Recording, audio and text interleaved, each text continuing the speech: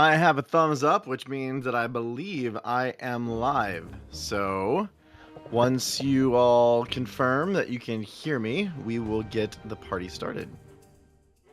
As Bouillon pounds his coffee.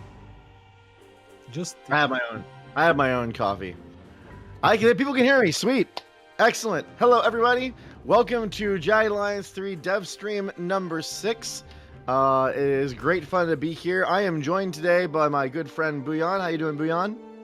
very well, and very excited to talk about the strategy layer this time.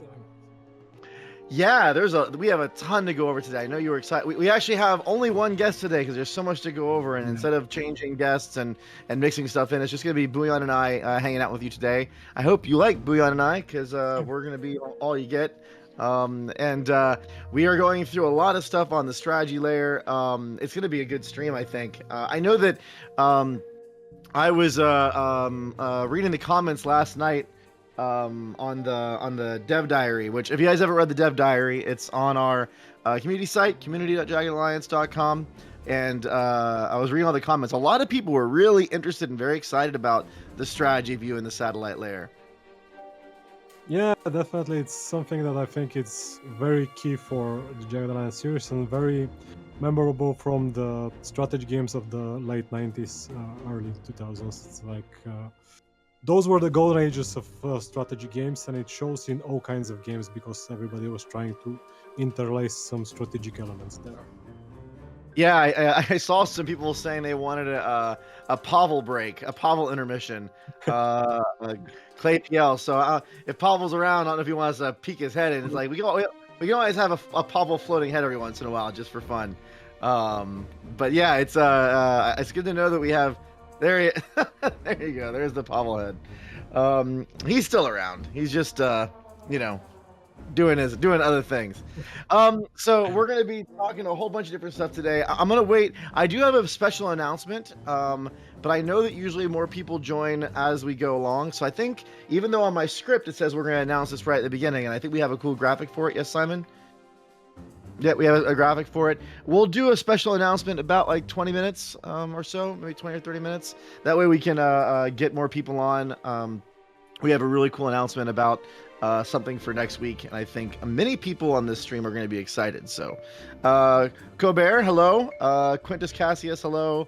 A lot of cool people on here. Oh yeah, so Chicky and the Basky asked, are we ever going to do a co-op stream with everybody? I think we do want to do a co-op stream. I don't know, maybe in a couple weeks. That's a really good idea. Definitely a good idea, and we'll do a mini dev diary on the co-op. One of our designers who's responsible for the co-op mode got inspired and wrote the whole thing, so we'll have a small dev diary about it. The question is, who do I co-op with? Well, that's a very interesting idea. Who indeed? We have Pavel fans, we have Bouillon fans. And they haven't even met Bouillon with an eye yet, who I believe we are finally going to drag on camera here in a couple weeks. Yeah. I don't know if I should do a vote. Oh, well, I mean, I wonder right now, and I'm not going to put... yeah, there's also Rado fans. I can't forget Rado fans. Man, everyone's saying Rado number 1 already. I wonder if that's Rado, actually. It would not surprise me if Rado is in the chat and he's saying Rado number 1. Yes, it's Rado. No, it's not. Hawk, I don't think you're Rado. All right. Well, let's go ahead and get into our topic. And again, I do have a special announcement today. I'm already seeing some of the numbers in the chat go up, so I'm going to wait for a little while so people can log in, and then we'll do an announcement in like 20 or 30 minutes. So to start off in our first segment, and if everyone doesn't know, we're talking about the strategy layer, and we call Sateliite View today. And by the way, originally we were planning to do some gameplay streaming, but there's a bug that's breaking old save files that just got introduced a couple days ago. So we're having some very strict game version requirements, and Bouillon made this awesome save file for us to use today, and we can't load save files from build to build, and there's been some snag there. So tried to get we actually spent like 30 minutes in prep trying to find a way to make it work, and until we can get that's what happens when you try to get compatibility working. Sometimes bugs come in. So let's talk about the legacy of the strategy layer in the Sateliite View. I mean, this is something that's really big for Jagged Alliance as a franchise. Yeah, definitely. It's something that has always sticked with me from Jagged Alliance 1 and Jagged Alliance 2. It was a great tactical game, but ultimately the strategic layer, the whole world map where you could command your mercs in like a long-term setting, manage time and money, that added so much more to the game and opened up the world to uh, approach the tasks any way you want. That it added a lot of charm to the game. It added a whole new layer, and it's something I feel is very missing from some of the games that are more prominent today. Yeah, I know when we talked with Ian Curry, and if those who don't know who Ian Curry is, he was the kind of the creator of the Jagged Alliance. I mean, obviously not just him; he had a team with him, but he was, the father of Jagged Alliance, so to speak, for Jagged Alliance 1 and 2 in those initial games. And if anyone ever saw our Legacy trailer, he talked about kind of the three main pillars or big things that make up a Jagged Alliance game, and that strategy layer is one of those big things. Like it's something that really makes Jagged Alliance what it is. Yeah, definitely. It ties the whole experience together. It gives you a sense of a bigger world, as I said. While playing on a specific map, a specific sector, everything is very immersive. You see the world in its detail. You interact with different people, but the idea that there's something bigger really helps and gives you a very different set of choices and approaches to make. Yeah. Yui Huey is saying that the Ian, or sorry, not Ian, sorry, Bouillon could be a little bit louder, maybe the background music a little bit softer. So if we want to tune some of the stuff there. And Dakon, you were saying that no, this game has not been in development since 2004. I think Bouillon was working on different games back in 2004. We announced it, I think, just a year or so ago. This hasn't been announced for very long, and I'd say in total, we've been working on it for about 3.5 years, 3-ish years, somewhere around there. Or plus, when it Or comes to the original pitch, there was a Jagged Alliance 3 in development back in 2004, but it was a whole separate other project that's nothing to different do group. with it. Yeah. Um, so the I think it's a oh no, it's all good, QB. I just want to clear it up because some people will, if they think we've been working on this thing since 2004, they're that's not the case. Um, So I think it's one of those things where the strategy layer and the satellite view. I mean, there's other games and the turn-based RPG world that have kind of those maps and like the metagame layers. But I feel like the strategy layer in the Jagged Alliance franchise and something we really embody in here is that we definitely have that. It facilitates that open world gameplay with how the map and the sectors and the freedom that you get in the strategy layer allow you to kind of make your own decisions. And I think that's very unique. I personally don't know of any mainstream turn-based game that has exactly that kind of layer component to it with their metagame loops. Yeah, I think it's all about how you set up strategic choices, like the fact that it matters where you want to go, but there's a big decision of picking which sectors are important to you at this point. What do you want to go for now? Secure certain sectors for money or try to solve a side quest? And there are mechanics that intertwine to make these choices more interesting in different situations and different times, like the being this constant tug of war between you and the enemy who's trying to retake sectors and capture territory back. The active component is something that's not very typical for this tactical game. Yeah, definitely. And I think it's part of that element that I really enjoy because you're making decisions that are not quite like it's almost like two layers of a turn-based strategy game. You have your like combat stuff, but you do have this kind of how am I going to move people around, and it happens in real time, but some of those decisions are really it almost feels like a whole different game experience. It's two Yeah. games in one to a certain degree.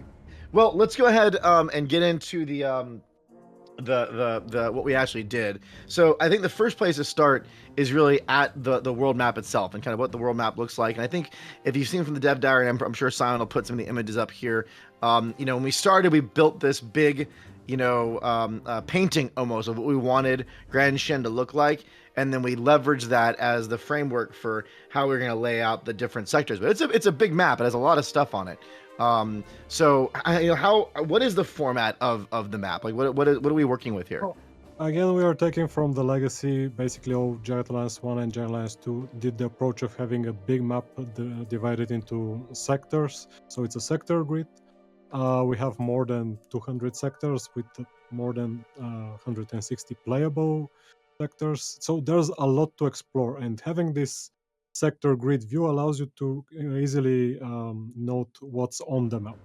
And there are certain sectors that are more interesting than others because they have like diamond mines, for example. This is very important in Jagged Alliance 3, where you get additional profits, or Yep. enemy outposts which can launch at counter attacks. Ports that allow you to go and travel along the seashore or via the river. So it's really very important to pick and choose your approaches and destinations.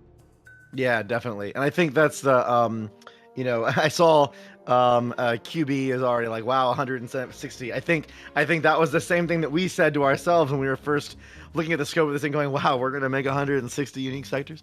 Yeah, I mean they're all handcrafted. They all cover a number of there's a number of different kind of environment sets or biome sets, from savanna to jungle to city. There's underground maps there and like mines and whatnot. So there's quite a range of different types of locations you get to explore, and the size of the content also gives you a lot of different areas to play with when it comes to controlling certain territories or whatever. So that expansive set, I think, is really exciting, and I'm glad we were able to hit the target that we aimed for. Someone was asking, and I'm going to try grabbing some of these questions as we go. They added new sectors to the country map as before, so this is a completely different map. Grand Chien is its own geographical location. We're in a different country.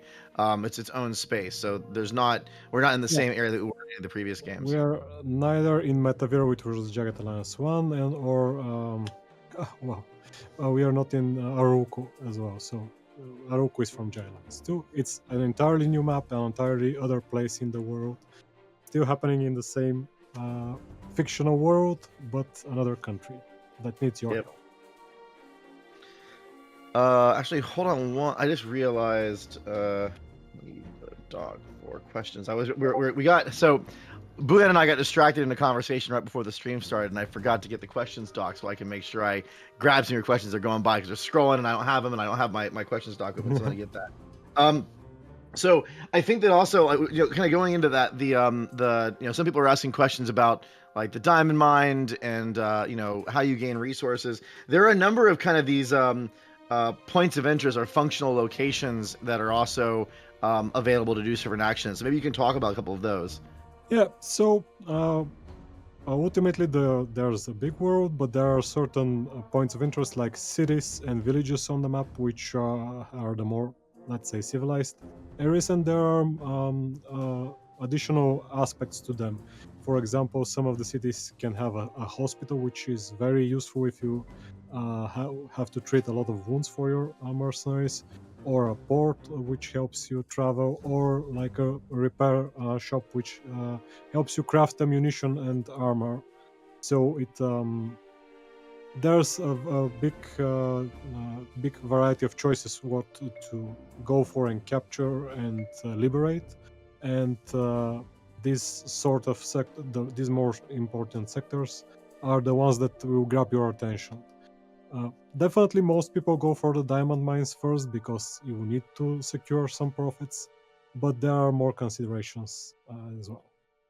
Yeah, and I think that it also kind of dictates some of that, and we're going to talk about this later in the stream. But the conquest gameplay of you and the Legion kind of vying for different areas. You're kind of aware of where the hospitals are, or where those diamond mines are, and where the enemies may be pushing back on you. So that kind of those kind of tactical locations in the map that have different purposes drive some of that decision making, which I think is a lot of fun.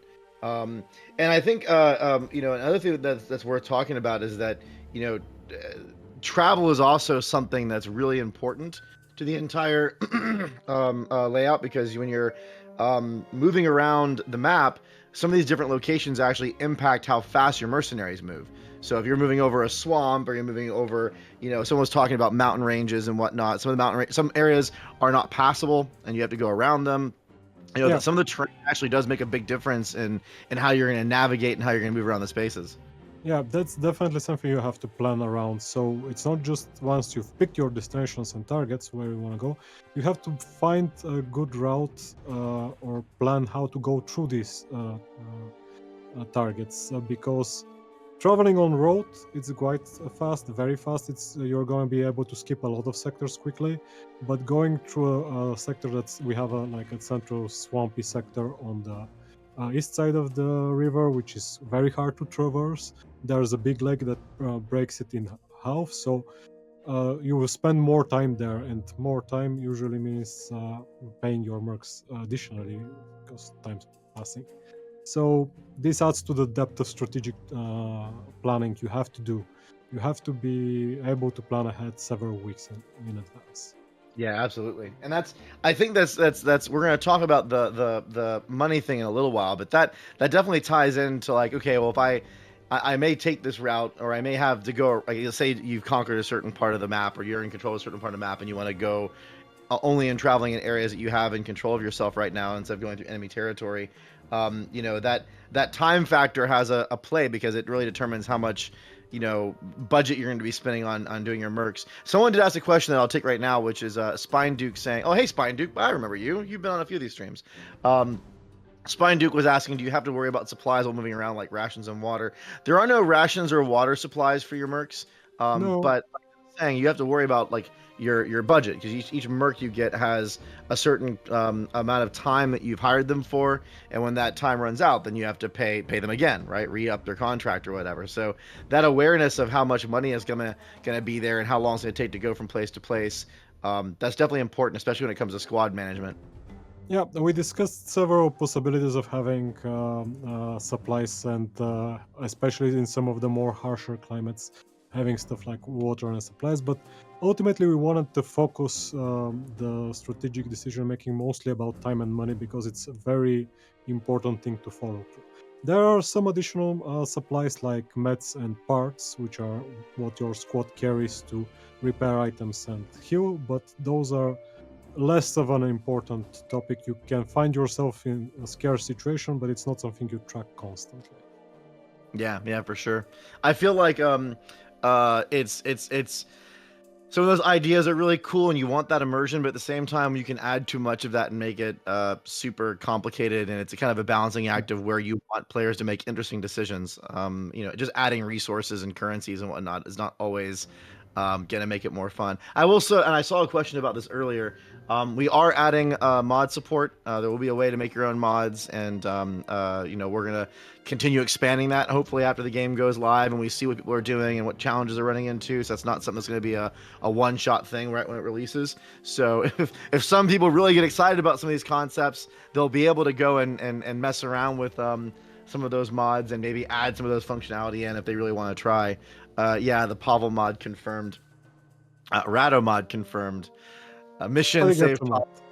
Yes, everyone gets a mod. Um, Maybe even Simon, our camera guy producer in the background, gets a mod.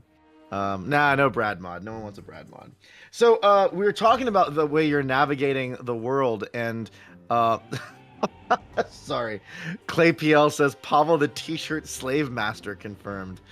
Oh man, yeah. If anyone is new to the community, Pavel is our resident T-shirt model. So there would be that. So the when we're talking about how you use your squads to manage, I think something's implied there, which is you definitely get multiple squads. And I know this question has come up a couple times. You're managing more than one squad of mercs. Now I know that there is, and I'm sure people will do it, and I know there's a way that you could probably do it with just one squad. But most people and the way that we're expecting most players to engage with Jagged Alliance 3, they're going to be managing multiple squads, and that's part of the fun is building and hiring those different squads out. Yeah, there's definitely a variety of ways to play the game. Actually, I issued the challenge of having people who do it with a single merc with an armed attack, and one of our level designers actually managed to win the entire game on the With a highest difficulty. Single merc unarmed. So he won. what? It was No. a completely different gameplay. It almost felt like Arkham Asylum. He went only during the night, so always attacking during the night, and went from one enemy to another enemy, traversing the map, hiding, using all kinds of stealth and movement approaches. It felt almost like Arkham Asylum. It was very fun, something we should definitely try to show on stream. It was like an amazing experience. You couldn't Wow. go any territory, so it's a very different strategic experience as well. So Right. deciding You wouldn't be all of them. All of the you can the defend anything, yeah. like take over everything. Yeah, so this is something that's basically what your playstyle you're going for. You can try to go with a single squad and like go straight for the missions which you are going for, and you have to take a very different approach to how you manage your time and money. And splitting into multiple squads allows you to have a more of a spread out and take as much territory as possible on the strategic layer. So this variety of playstyles is, I think, very fun things to try from playthrough to playthrough. Yeah, I mean, I see Clay PL saying, "I hope it took him 4 years." I have to imagine that was a lot of patience to just go around with one. Matt, that took a long time. Yeah, it's a lot of patience. Yeah. Zyth Nero says first mod rebalance melee. I mean, I think it's probably. I don't think. I think that something we're striving for is, and this is part of the magic of balance. But you know, we're striving to make a lot of different ways of playing the game viable. So we don't want to close out any real big option, because closing out those options is you know, the limiter that, you know, kind of pushes against that open world play as you want concept. So I think it's cool if you're sneaky and patient and you want to try to do something different. That's neat. But It requires a very specific mindset. I think it's very cool that it's possible, but you actually have to have a lot of game knowledge to do it. You can't. Well, I'm sure that somebody will try it on his first playthrough and make it, but that's not everybody. It's specific people who are very detail oriented. Yeah, absolutely, Courtney. This is not some. I don't think someone that doesn't know the game is going to be able to go around and do this. This is something where you have to understand how the mechanics work, how different scenarios work. You probably have to have some awareness of the missions, probably too, because you need to know you what. have to skip certain elements of the content because, yeah, you just can't survive certain places. Yeah, I would not expect anyone to be able to accomplish that on their first playthrough without knowing how the game works. That's just not going to work. So, anyways, what is the maximum number of mercenaries you can have in a squad? So a single squad goes up to 6 mercenaries, and actually I even tried to play with 4 because it's a more easily manageable tactical unit. So you could even go like 2 squads with a 4 and join them for big assaults on strongholds and have them separately attack smaller sectors. I find that kind of play style quite appealing. It allows you to rest with one of the squads, train up some militia, repair some items, while the other one is still actively taking over different sectors. But ultimately, it's 6, and you can have as many squads as you need. So you can split them whenever you want, and you can rejoin them whenever you want, as long as they're in the same location. Yeah, I don't think Jimmy Lee 4 asked a question about how many mercs you can hire in total. I don't know if we have a hard limit. I guess There you could. is, yeah, there is a hard limit of 18 mercs, but it's a bit of a soft thing because 18 aim mercs, but you can get some more additional mercenaries throughout the story. It'd be really tough to sustain that size of mercenary group. I don't think it's possible without cheating or maybe doing something very specific. It's quite expensive. Yeah. It's very, very expensive. I mean, that's part of the game is going to have you, obviously, with your favorite mercs. If you want to keep them, you can, but you're going to be bringing mercs on. You may let them go for certain areas. You know, you have to manage that budget and that area. But yeah, it's interesting. And like you said, like Booyan was implying, there are mercs that you can get into your squads that are not hired but found or through different types of interactions. So there's more than just the ones that you can grab through the aim interface. Now, Yeah. with that said, I'm and this is kind of implied, and we're going to talk about, and I'll do our big announcement here in like the next 5 minutes for all those who are waiting. Um, it's kind of implied, but the makeup of your mercenary group and your squads really does make a lot of or weighs a lot on what kind of mercs you put into them, because you have different actions you're taking, like training, militia, or scouting or whatever, and they take different. No, not Pavel DLC. They take um yeah. Hawk's like big announcement, Pavel. I have a suspicion that Hawk is someone that we know. I don't know why. I have a suspicion. Um um I Yeah. feel like you want different skills kind of balanced out in those squads, so you can repair, you can heal, etc., etc. There are multiple levels actually of what you can do with your comp. So on the most obvious ones is you want to cover certain skills, like you want an explosive expert. So when you have some heavy weaponry to use, someone who can use it well, or when you find a trap or landmine, somebody who can disarm it, you want a medic so everybody can be healed and you can treat wounds. But you could try maybe skipping some of these. Like there's not always a good reason to have somebody with higher leadership. It depends on what you're doing, but there are additional layers to that. You can try to build a squad that's all about night combat, for example. There are Yeah. mercs that specialize in night combat, and it's again something to try out from playthrough to playthrough, which makes it very fun. Always go with the squad at night. They all have the night combat trait, and specialize even their weaponry to fight at night. Yeah. There are multiple such combinations of playstyles you can try. Yeah. Someone was asking a question about, and I actually don't know the answer to the top of my head. With exhaustion and rest states, I mean, I know you get some cues because you get some information from the Mercs verbal callouts, but is there a way to know before someone gets exhausted? Do you get like, is there UI Yeah. prompts for that? There So is. the So, tired like, state, there are like several states of the tired state. So when they get tired, they won't stop accepting orders. They are still useful. They have some minor penalties in combat, like they have a single action point less. Uh, but they are still able to travel. And if you continue to travel with them and don't let them rest, they will get exhausted and they will stop traveling at all and require a rest and relaxation. And you can even go further. There's ways to do an R&R operation, and that will get them well rested. So you can do an extended travel and more with the Mars that way. yeah, I've never, it's weird that that question came up because I've always felt that the exhaustion state was something I understood pretty like very naturally. I didn't really think about it. So I knew when my mercs, because usually you come out of a like you fight on a map and you kind of notice that like you'll see the first UI hint that okay, something's about to happen here, but you haven't gotten an impact for it, and usually you can make that decision at the time.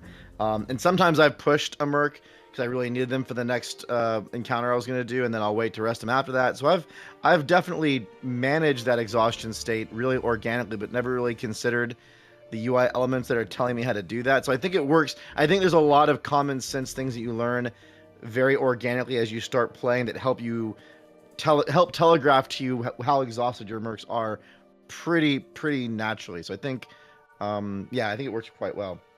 Yeah, it's ultimately it's based on the day-night cycle. They can go a day or more before getting exhausted beyond traveling. Yeah. So it's pretty natural. Jagged Alliance 2 actually had a specific system with a stamina bar that got filled and replaced, but we discussed bringing that back. It felt a bit like some people that are not familiar with the series would feel like a Facebook game, almost like you're spending energy, then you have to wait and recover energy. It felt artificial in a way. Yeah, definitely. And I think it's those kind of systems always. I feel like from a UI design perspective and a feedback perspective, I kind of often know you know they're working when you're not thinking about them, but you're responding to them. So I think the way that it works right now, I've worked on some that are a little more, a little more brutal, I guess, in the way that they hit you, and I don't feel like it works that way in Jag. You understand as it's coming up on you. Yeah, I think So it's more organic here. yeah, it's more organic. So let's do our announcement for those who are eager. And no, I'm not getting undressed, but no one wants to see that. We have I mean, I think it's a cool announcement. I think you guys are going to be excited. And we have a cool a graphic for it. So basically, what we're going to be doing is next week we're moving back. So now we're going to be moving to streaming every week. So you're going to see us here every Thursday. And next week, we're going to have Ian Curry joining us for our dev stream. So if people who don't know who Ian Curry is, I mentioned him earlier. Ian Curry is the creator of Jagged Alliance. He was the master behind 1 and 2 and the franchise as a whole. He's a great guy. It's been awesome working with him and talking to him over the last number of years. It's been a pleasure learning from him. So he's going to be joining us for our stream next week. We'll start a thread, and I'll take a note, someone in the background, that we make sure we get this going. We'll start a thread and gather questions beforehand. So it'd be great if you guys have questions you want to ask Ian. We do have a topic for next week, which I think we're doing a topic on art and world building for our dev diary. So it's gonna be a very visual dev diary, but we're probably not going to talk too much about the dev diary during the stream. I want to take advantage of Ian Curry being there. So maybe we'll have Nelson come on for a different stream and we'll talk some of the art a little more. But I think for this stream, we're going to really talk to Ian about a whole bunch of different stuff. And we'll talk some about the art too and some of the visuals too, but we're going to have a whole bunch of different stuff to talk about.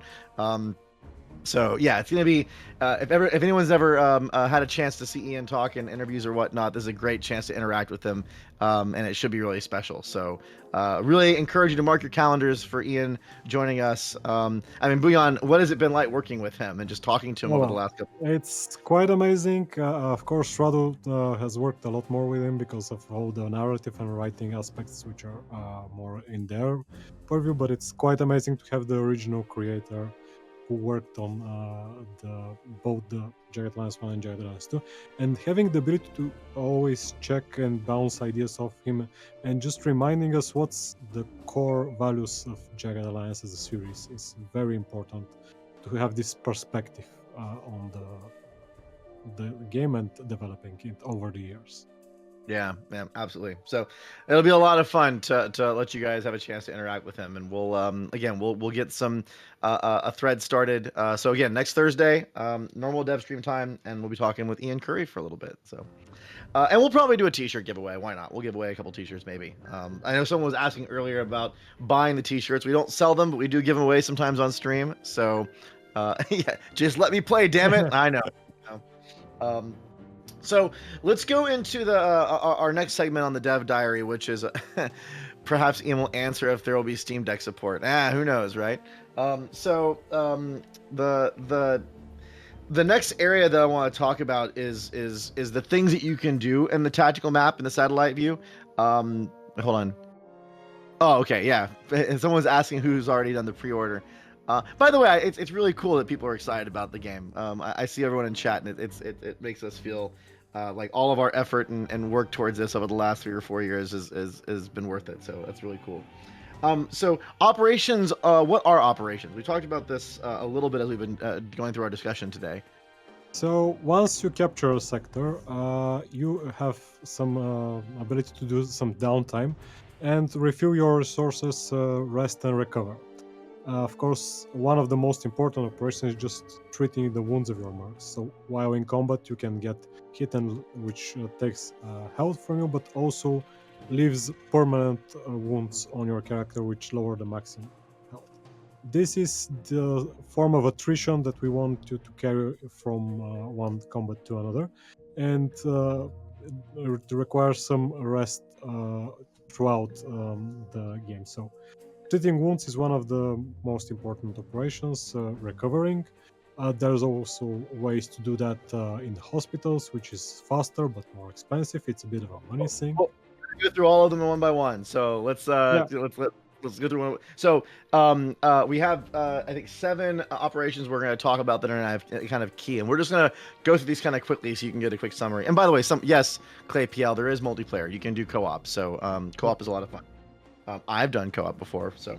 So the first one is you were just talking about, which is treat wounds. Yeah. So I know you talk about that one. I'm going to skip over that one, but treat wounds is how you're mitigating that attrition for when you take an injury during a thing. And there's use bandages with it. It's something you really want a doctor to help you with out in the Yeah. field. So Um, uh, there's like a doctor. You assign one of the mercs as a doctor, and the other mercs are patients. So you have fine control over this, and you will have to spend meds to recover from wounds. I think that's the yeah. bullet points. And then we have hospital as well, which kind of I guess is a more efficient version of that.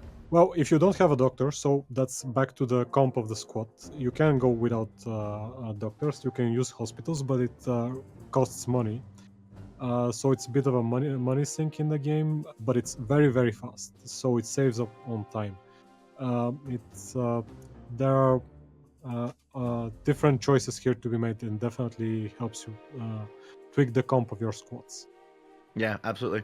Decon, you asked if weather effects affect your team. Yeah, there's different day-night cycles as well as some dynamic events that happen on maps, and they definitely have an impact on a lot of different things, from accuracy to jam chance if you're like in a dust storm, sight ranges. Yeah. There's a number of impacts that happen with weather effects. So yes, dynamic weather, day-night cycles, those all are happen on different sectors and have an impact. Um, the next one we're going to talk about, the next operation, is repair items. So, what is repair items for? So as you use your weapons and your armors get hits, it loses condition. So from time to time, you have to repair your items. You also find new items that are of low repair or low condition. You have to repair them, and this is again some form of recuperation you have to do between missions, and you need a mechanic for that. Again, something that's typical aspect of Jagged Alliance too. And that's where there are certain stats that actually improve your repair chance and proficiency. I think you actually you can fail a repair too, can't you? If your stats are too low, or is it It's just take a long? It takes a longer time, and I think that the mechanics require at least some mechanical skill to start the operation. So there's a requirement to start. Okay, It's and then most about managing time. right, which is money, right? Time is money. The next one is craft ammo and explosives. So that's part of that light crafting system we have in there. Yeah, so ultimately you find a lot of ammunition and explosive throughout the game, but it might not be the ammunition you want, or you might want to create a specific subtype of ammunition, and that's where the craft ammunition comes in. I've had a recent game where I ran out of ammunition for my snipers, so I had to craft ammo, and then I started crafting some specific subsonic ammo to open up the combat with them with the stealth attempt. Yeah. And Someone was asking. I'm not following the. I missed the. I think you do need a merc in your squad with a medic skill in order to do treat wounds. yeah, So you if need none at of least 30 medical to assign someone to a doctor as so that well. would be grayed out if you had a squad of like 2 people or 3 people and none of them had medic above that threshold, then treat wounds wouldn't be available. Your only option would be to go That's, to a hospital. that's one of the challenges of doing it with a single merc. You need to have at least 30 medical so you can treat wounds, or always use a hospital. Ah, right. Which I mean, if you that's if you have to always use the hospital, that's pretty tough. Yeah. So the next one is scout area. This is actually really kind of a neat one. You want to talk about scout area a little bit? Yeah, it's actually connected to some of the elements we're going to talk a bit later, but Scout Area gives you information about sectors in the near vicinity of your current sector. It can give you hints about side stories, side quests that you can encounter there. It can give you intel, which allows you to better understand the tactical situation while you are deploying when you are attacking. It can also unlock special deployment zones or some other benefits in certain sectors. You can even find secret stashes with intel. Yeah, yeah, Uh, yeah. and it can also help you find actually diamond shipments as well. which is again something we will talk a bit later on the strategic Right. level. And we have two more. The next one is train militia, which should be obvious, but go ahead. Yeah, so you take some sectors and you want to defend them, and you don't want your mercs to spend all of their time in these sectors. So you can train local militia, which will help you defend from counterattacks, and that's the operation that you need to do. It costs some money, and it requires the leadership. It doesn't require the leadership skill, but if you have a high leadership skill, it's gonna be a lot faster. Yeah, and the quality of the militia actually goes up based on some of those factors too. So you can start with really low quality, militia members, and Yeah, as you there's rookies and veterans. You can train rookies and veterans, and they can get up to an elite status if they fight and win battles. yeah, yep. And then the last one is train mercenaries, train mercs. Yeah, and that's a bit of a what I call a filler operation. So once you have your squad, and you have some mercs that are treating wounds, some are repairing, and you have some mercs that are idle. And you can assign one of the mercs to train your other mercs in a specific stat. It Yeah, helps you unlock more perk options when you level up, and also improves some of their combat or out of combat stats. So yeah. it's something that could be very useful in certain situations. And as you're hearing about all these different operations, and this is chat's talking about this right now as I'm seeing them chat.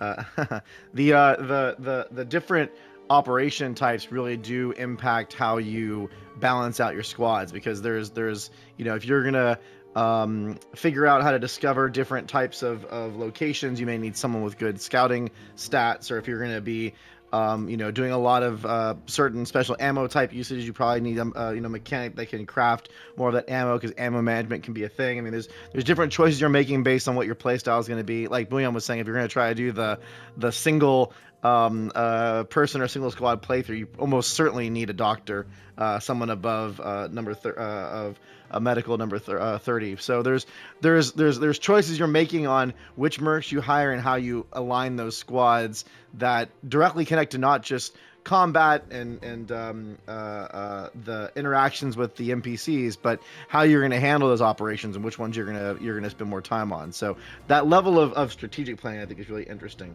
Now, all of this kind of ties into one. It's a resource, but we don't really talk about it as we don't present it as a resource. Time is super important in Jagged Alliance, and especially Jagged Alliance 3, because you can't just sit there and wait forever. That's going to take a lot of money, and you're going to run out of money and not be able to support the mercs you've hired. So the old phrase "time is money, friend," from all those WoW players that ever walked around and heard the gnomes yell it all the time, is really applicable to how you have to play Jagged Alliance 3. Yeah, so basically, since a lot of these aspects of the strategy layer we talked about have a time factor, how fast are you moving? How big of a travel time do you have? What operations do you want to do? But ultimately, you're managing a mercenary, let's say, army of 6 or 5 people. You have to pay them constantly, and they do require money for over several weeks. They can even have their salary increased because they've gone up a level, they've become stronger. So you have to constantly manage this money aspect. But ultimately, it boils down to time, and this is where the timeline comes in. So that's something new. We actually a new UI we added, which allows you to easily track the events that are happening on the satellite view and plan your strategic approach. Yeah, we added a couple things here too, because originally, there's also a kind of like a budget report kind of thing that shows you a little bit of information about how much you're spending and how much you're gonna make, and so there's a little bit of visibility there. And then the timeline was a really nice. We actually borrowed quite a bit of the timeline inspiration from another game of mine that I was working on, Expeditions Rome. If any of you guys have never checked out Expeditions Rome, it's another thqnordic product that came out a year or so ago, made by the really talented team over at Logic Artist, and it's another turn-based RPG, and it doesn't have the same kind of open world. It's a very more progressive story-driven game, but it has some resource management, and you do have some map exploration, and they spent a lot of effort iterating on their timeline. So Helmut, Tim and I were first talking about this, you try to share good ideas between teams, and I think it was actually you that brought it up, or you were bouillon with an eye. Someone was like, hey, I was checking out Missions Rome, and this timeline's really kind of badass. Maybe we could borrow some concepts from there. And I'm like, yeah, let's do it. So yeah, it was one of our designers who was checking out the game, and we were struggling a lot with explaining, having the players perceive time correctly. There was a lot of struggles there because in the old games, people got used to those UIs. It was okay for 1999, but when we started playtesting, people didn't really understand how things were happening in relation to each other.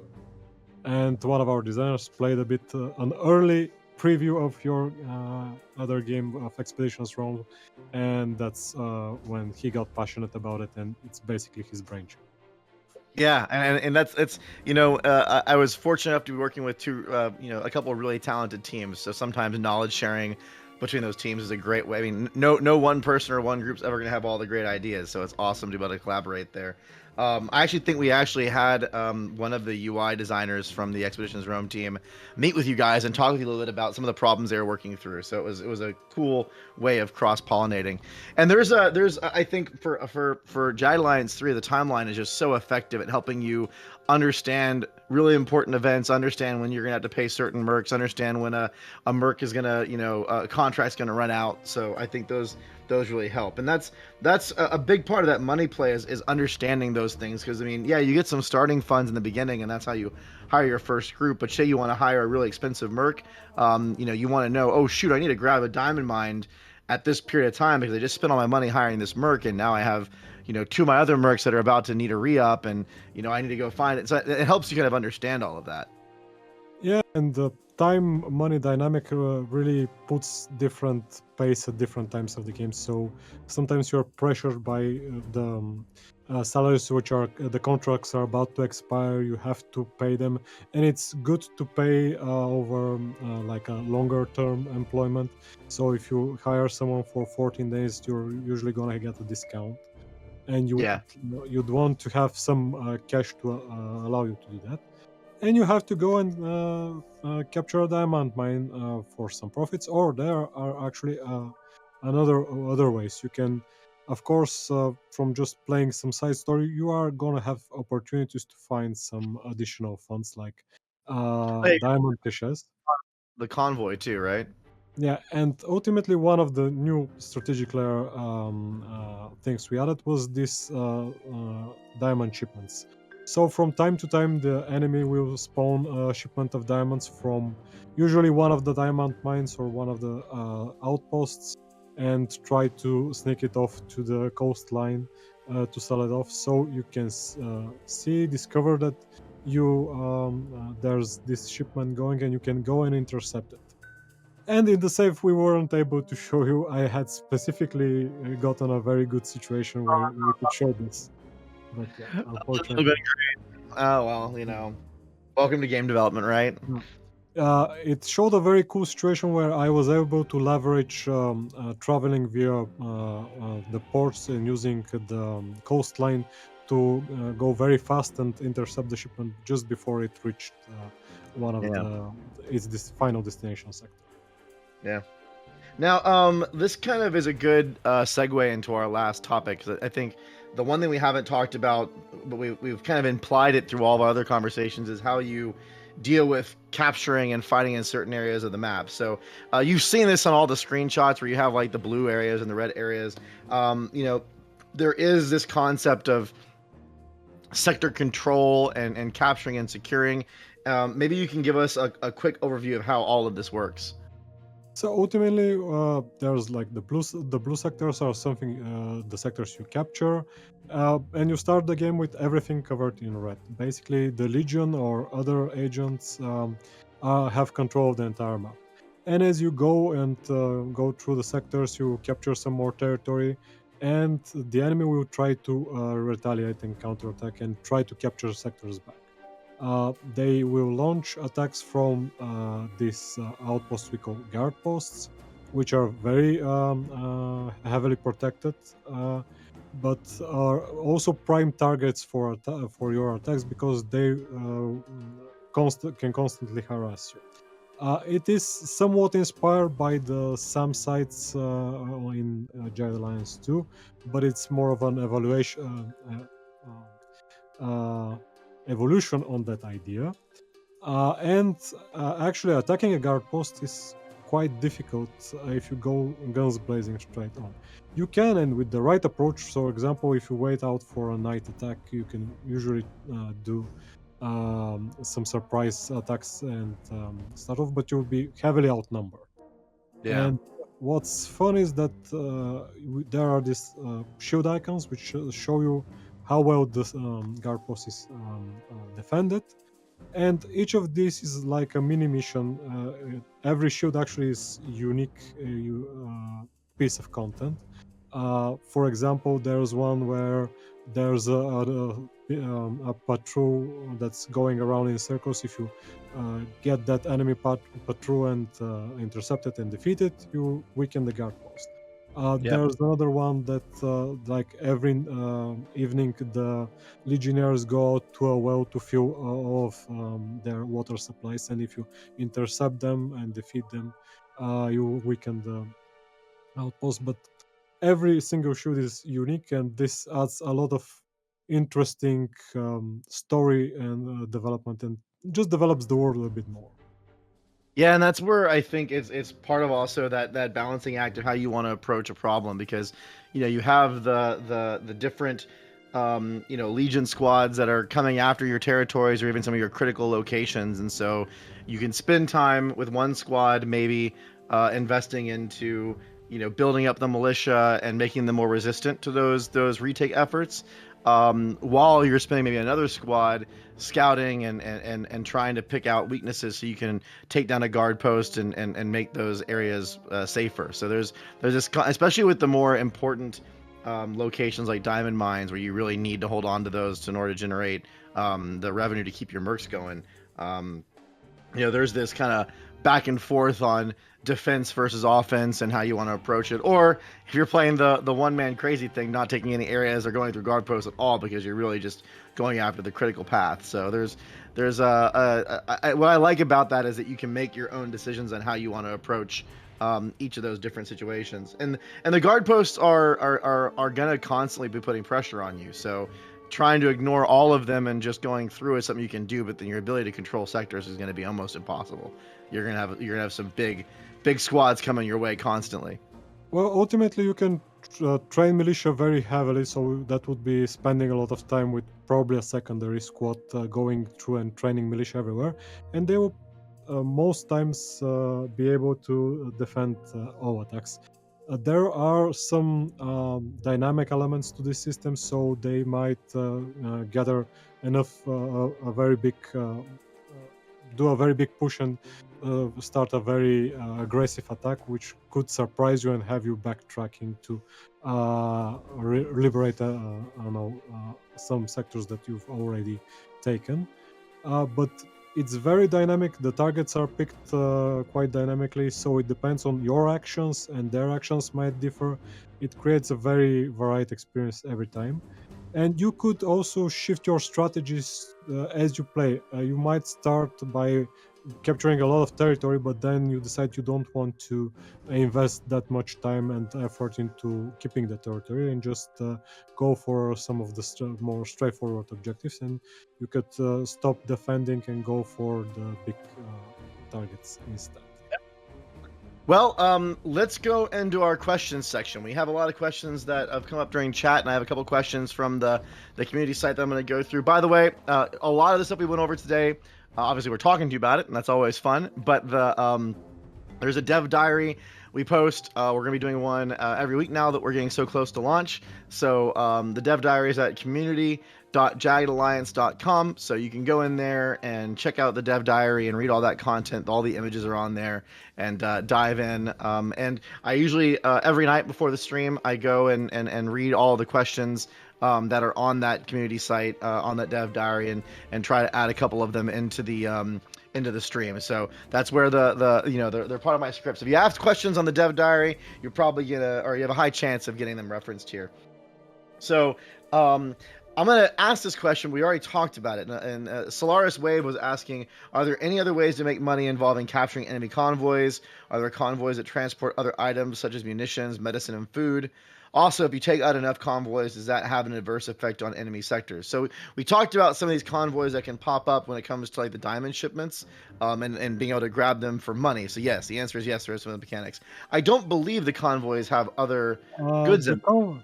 Don't have additional goods. We did discuss having like something like a Mets convoy or something like that.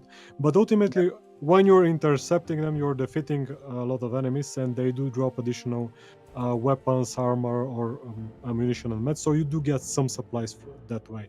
You can salvage weapons you don't need for parts and use those parts to modify your weapons. So they actually serve this purpose as well. Also, a good way to level up your marks. Yeah. It's so. Sorry, I was reading a question. I was trying to understand it, so I sorry about the little mental glitch. So the next question I have is from RWP, and I think actually, this is an interesting one. So, will the scale or resolution of the timeline be adjustable? Right now, it seems to show the upcoming 7 days. Can you change it to 2 weeks or 4 weeks resolution to allow a better synchronization of tasks when using mini squads? Just asking. I don't think a fixed 7-day forecast is an issue at all. Just kind of, it looks like they're just curious about what controls you have there. Yeah, that's actually something we discussed a lot during development. It's a dynamic scaling. We try to show you a somewhat fixed number of events in the timeline. So if you have fewer events in the coming days, you will see a longer period of time. And if you have a lot of events, you will see a lower amount of time. You will see summary of all the events that are upcoming when you roll over the the end of the timeline. But we found that if you have like 20 or more events all in the timeline, you get lost in it. So we are trying to show you a set amount that we determined is good enough. It usually stays at around 2 weeks time in general. I think it does a good job of showing you what scale it's at, so you can interpret the data pretty well. So let me grab some questions from the stream that we had earlier. Let me look through this. Spine do ask. Oh, we already answered that one. Okay. Let's see. Oh, this should be an easy one. Mr. What? Sorry? I saw something from Jagged Alliance too, so there are no Crepitus in the game. And I love that there are Crepitus in Jagged Alliance too. I really hate the mission about the alien queen. Oh, aliens? They're genetically modified insects in terminology. Right. Yeah. I remember us talking about that actually many years ago, and deciding we were not going to head that direction on purpose for now. Yeah, F's in chat for the bugs. No bugs yet. Who knows though, right? If the game does really well and we decide to do some crazy DLC, maybe you guys could petition enough with enough people that Bouillon could explore. There are other interesting things there you can find. I think will be very fun to see the reactions of people. But yeah, going 5 levels deep into the mines to get the Crepitus Queen was very annoying. Rather make it a secret update. Hey, you know what? If the game does well enough, you never know. You may get some secret free updates too. All of this stuff, like we have a lot of really cool plans for the game. It all just, I mean, as game development always goes, right? You release a game and you love it and you put all your effort into it, and then you see how big the audience is, and that people also love what you do. We really have poured our heart and soul into this thing, and we really hope you enjoy it. But you know, no matter how much you work on something, no matter how much you care about something, you're just never going to know if people are going to connect with it until it releases. That's the art of game development. So we're really hoping you guys enjoy it, and you tell people about it, and it does really really well at launch. And then if it does, then we'll have an opportunity to hopefully do a lot of cool stuff with it for a long time to come. Mr. Montag asked a pretty simple question that I think we can answer easily. Can the enemy patrols attack across water? Do you need militia in the starter island? They can attack cross water, and they can go and capture back the starter island. So it's Yeah. something you could defend. There aren't that much valuable elements on the starter island, so it's interesting. Do you want to keep these people safe? It's more of a moral choice, in my opinion, at that point. ClayPL asks, can you guys say something about difficulty levels and what's the scaling, the challenge? So, I mean, I'll let Bouillon talk in detail, but there's a lot of settings that you have available to you when you start the game to kind of tune the difficulty level, and some of the hard difficulty levels are pretty brutal, but maybe you can give us a quick Yeah. 1 to 2 minute response. We have 3 difficulty settings, but there are also what we call game rules, which allow you to add additional difficulties, or sometimes it's making the game easier. So, for example, you can have a game rule that says when a merc falls, he doesn't go into the down state; he's instantly killed. Oh, that's tough. Yeah, that's or that you don't you can't save during combat, which is sometimes unpleasant to play because you get hit by a rocket launcher with all 4 guys going down. It's tough. Yeah.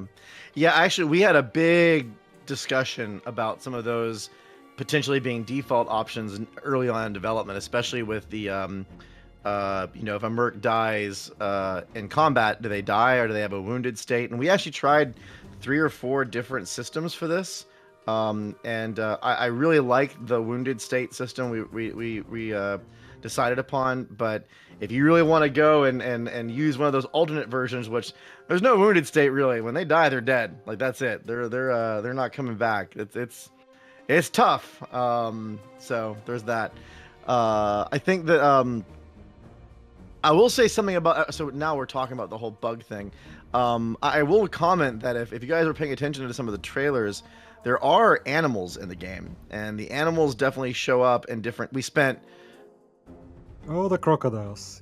Yeah. We spent more time on those stupid crocodiles than we should have. They turned into a giant mess, but they're really cool now. So really hope they're not bugs. There's animals, and they have a lot of different stuff with them that you have to deal with, and they will definitely attack you, and they can be a challenge. So there is that. I really hope people like them because they turned into a thing. There's a lot of quests. Crocodiles was almost. Let's just say there were a lot of weekly update meetings for a long time where it's like, what's going on this week? Well, we're working on the stupid croc still. So crocodiles are tough. They take 2 squares in the battle grid, and that's always a problem. Yeah, the crocodiles were a challenge. It's funny because sometimes people don't, it's part of the, hopefully why you guys join these dev streams is to get some of that inside baseball knowledge about game development. But I mean, you'd be surprised. I always find it entertaining sometimes. Well, in all my years making games, watching, forums and people talk about stuff, and they're like, "Oh, why don't they just add this? Or this is such an easy feature." And it's like, man, there's things that you think that are easy that are way, way harder than they look. And then there's also some things where like, "Oh, this probably took them so much effort." And we're like, "No, that was like a week. Like that wasn't that bad. That's not where the real pain is." So, game development's complicated. It's an adventure for sure. Let's see. Let me grab a couple other questions here. Oh, actually, ClayPL asked about the difficulty thing earlier. There's the bug question. Actually, there was a question, I think, about enemy scaling. So, I'll ask it. Spine Duke asked, how do you handle enemy scaling if an early town gets recaptured? Could the forces be much more elite compared to when you first took it over? So we handle scaling in 2 ways. The more deeper you progress in the map, the more difficult the squads are gonna get. They're tougher units, and the Legion saves its best for last. But when they do attack, they can recapture earlier territories, and there are other story-related elements that do shift some of the balance in different ways. So we try to address enemy scaling and having a bigger challenge later game with more of a narrative approach rather than trying to just adjust the numbers of the enemies. Yeah. Fragnetic asked, I would like to know if there will be an FPS limit or can we play on high refresh rates? There is FPS limits in the settings. There's an option, yeah. Yeah. Yeah, there's an option to limit how much your frame rate. Almost certain it goes up to 240 at least because my monitor does 240. And I'm pretty sure I had that option in there. So I think there are a couple different settings there as well as unlimited. So you have some control for sure. Let's see. Wigan Jack asks, what about porting the game to other platforms? At the moment, we're exclusively focused on PC. That's where our time is. And we want to make it the best version we can for PC. There's been discussions about other platform plans down the road, and that's certainly something we may explore after we get through the initial release. But at the moment, everything is aimed at PC, and that's what we're trying to get. Oh, that's an easy question, Hawk. I think we answered that a little while ago. Hawk402 asks, is there a level cap for how high each merc can go level-wise? Yep. Level 10 is the highest level, just like in Jagged Alliance 2. And that means actually you get 10 perks in total. So it's interesting to consider which perks you're gonna take from the level limit as well. Although it's very hard to get up to the level limit with a lot of mercs, so going with a small squad allows you to level up faster. Yeah. And ClayPL, the console question is more complicated nowadays because a lot of people play on PC with gamepad or have PCs hooked up to TVs. I actually have a brother that plays a lot of PC games on gamepad, so it's not a clean cut conversation anymore between gamepad, console, and PC because the PC is not always exclusively just a mouse and keyboard. So there's different dynamics there. I feel like modern game development often has to keep that in mind because you just don't know, especially with things like Steam Deck and the new Asus console that's becoming really popular, the PC console. There's just so many different form factors now, and you don't want to close out an audience if you can make it work well. But regardless, right now we are definitely focused on PC, mouse, keyboard first. So that's where the first release we have its efforts in. UI Huey asked, are mercs always paid up front, or are there other options? For the mercs in the AIM website, yes, they're always paid up front. But I saw some of his comments. I think that's gonna be an interesting mod to try. So modding's coming. Give it a try. I think it's gonna be interesting. Yeah, that is. I'd be curious if you had different kind of like. I wonder if there's a way where you can like pay them a royalty off of the diamond mine money you get, but they take a That's chunk of it over. Yeah, in Jagged Alliance 2, the Merc website allowed you to hire mercenaries that you pay daily, so they tick every day, which was a different approach, but it was a bit tougher to play with the Mercs because they were a bit on the weaker side. It was actually a very cool story of developing another company, and you could get Biff ultimately to play with Biff that way. Yeah. People want a modding dev diary. I think that's probably gonna about do it. I think I went through all the questions and we grabbed quite a few of them over there. So, and I was trying to answer questions as we went, so that we got some of them covered on topic. You want something you want to mention? Yeah, I saw something. I don't remember who asked it, but somebody asked about Silent Storm as a game. Basically, it's actually one of the lead developers of Jagged Alliance 1 and 2 who was most involved in the storyline, and the mercs themselves did work on Silent Storm, and it's actually one of my favorite tactical games, so we definitely looked at Silent Storm. It was a fun World War II tactical game. It did get a bit tiresome to play it when the battles got too big because the enemy turns took a lot of time, but the whole destructibility environment felt quite cool. I did play through it when we started the development of Jagged Alliance 3, actually. I think, Yeah. yeah.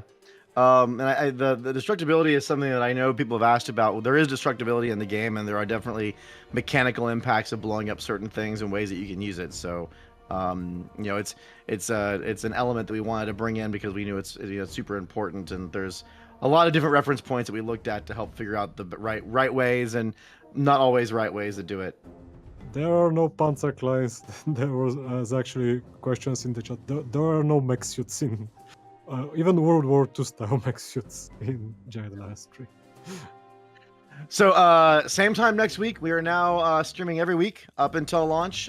Should be Thursdays. Obviously, there may be schedule conflicts that could come up. If someone were to get sick or if we ran into a problem. But as of right now, the plan is to stream every week on Thursday up until launch and maybe shortly after. Next week, we're going to have our special guest, Ian Curry. So for all of those who don't know who Ian Curry is and just joined a little bit later, Ian Curry is the father of Jagged Alliance. He's been in games for a very, very long time, extremely knowledgeable, incredibly smart and talented. Someone also mentioned, yes, he's a musician as well, and him and I have talked a lot about music in our conversations. By the way, if you're a fan of music, my goodness, you're going to love the music for Jagged Alliance 3. I think George Trezov killed it with the soundtrack. It's Amazing. One of my favorites I've ever not just worked on, but one of my favorite soundtracks I've ever experienced in a game, and that says something. I really love his music for this game. So please join for the stream next week to meet Ian. We will start the soundtrack will be on Steam. We will start a thread on the community site to ask questions, maybe also on Steam.